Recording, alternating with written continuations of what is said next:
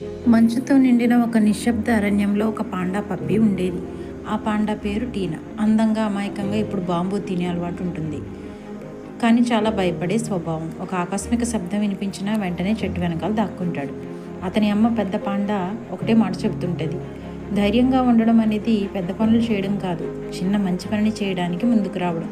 ఒకరోజు అరణ్యంలో పెద్ద వర్షం పడుతుంది. నదిలో వరద వస్తుంది. అందులో నుంచి ఒక చిన్న ఎరుపు ర్యాబిట్ పాప మియూ వరదలో చిక్కుకుంది. టీనా గుండె బాగా కొట్టుకుంటుంది. భయంతో తిరిగి వెళ్ళిపోవచ్చు, లేదా అమ్మ చెప్పిన మాట గుర్తు చేసుకుని ముందుకు రావచ్చు. అక్కడే నిర్ణయం తీసుకున్నాడు పాండా. బాంబూ బ్రాంచ్ని పడేసి మియూ వైపుకు తీశాడు.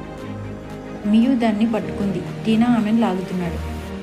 వరద నీరు అతని కాళ్ళను తాకుతుంది. కొన్ని క్షణాల తర్వాత మియూ బయటపడింది. అరణ్యంలో ప్రతి జంతువు ఈ సంఘటన చూసి సంతోషంతో నవ్వుకున్నారు. సహానా ప్రేమగా చెప్పింది: నువ్వు చివరకు ధైర్యం ఏమిటో నేర్చుకున్నావు. నిన్ను చూసి నాకు గర్వంగా ఉంది టీనా అని.